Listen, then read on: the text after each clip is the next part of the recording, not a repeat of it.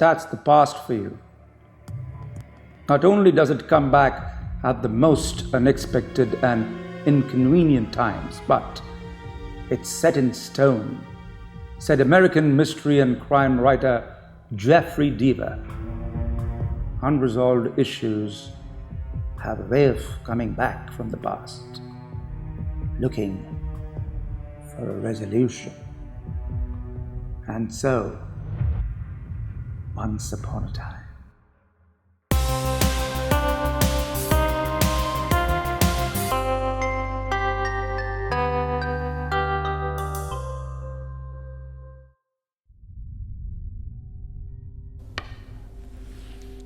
When Dr. Morgan decided to use past life regression as a way of healing the psychological agony of his patients, he had no idea that there would come to him a case so bizarre that it would test everything he knew about science and human behavior. Jim Higgins owned a sports store in downtown Manhattan. A loner since childhood, Jim would often complain of panic attacks and dreams of being shot in the abdomen by an unknown assailant. He often found himself waking up in cold sweat at odd hours of the night, breathing hard and fighting to come back to reality. A friend of Jim suggested he see Dr. Morgan. He had tried all the medicines on the shelf in any case. A little alternate therapy would not do him any harm. Jim agreed. Dr. Morgan usually used the first 2 sessions to get to know his patients well. Most times the problems that the people faced were rather simple and mere counseling did the trick. He used past life regression only as a last resort. It took a lot out of him and his patients. So, in Jim's case, the ailment was indeed complicated. Jim had no history of any kind of mental disorder in his family. He also led a rather stress-free life. The shop brought in good money, and being single and with low maintenance, it put very little strain on his finances. What really bothered Dr. Morgan were the recurring dreams and the gunshot he suffered in them. But there was a physical manifestation of those dreams as well.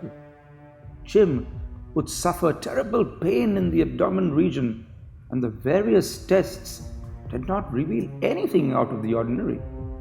The CT scan and the MRI showed nothing wrong with him. If there was a candidate for past life regression, it was Jim Higgins. Late one November afternoon, Dr. Morgan penciled in Jim for a regression session. The session lasted for 3 hours. At the end of it, there was no choice for Dr. Morgan but to lie to Jim Higgins. You were not very clear in what you were trying to say, Mr. Higgins. It was not a very successful session. Perhaps we should try again. Jim nodded, a trifle disappointed.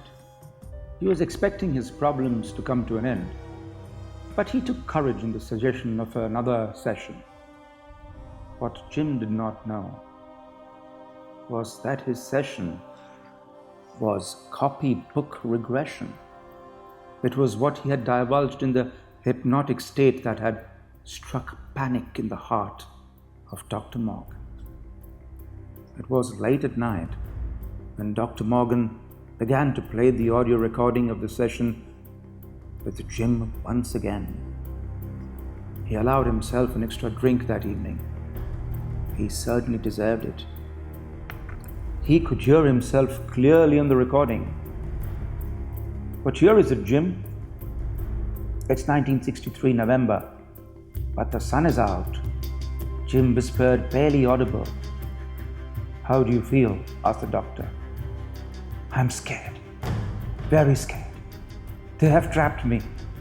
I'm not alone in this. I'm just a patsy. Jim was getting agitated and was beginning to speak louder now.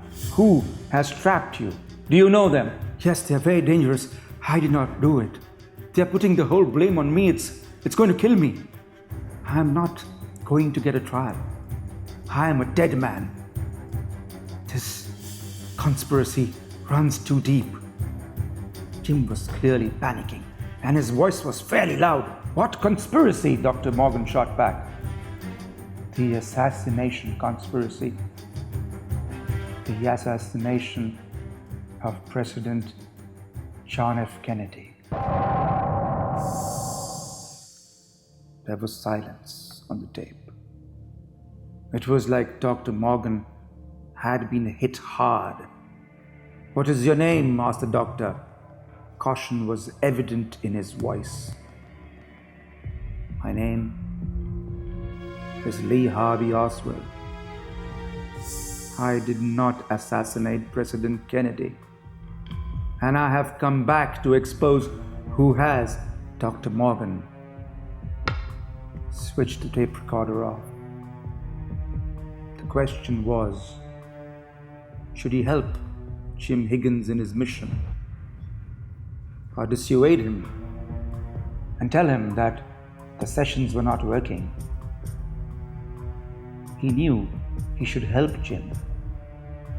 And if Jim was right about the events that occurred in Dallas in November 1963, that both he and Jim were probably living on borrowed time. Truth or life?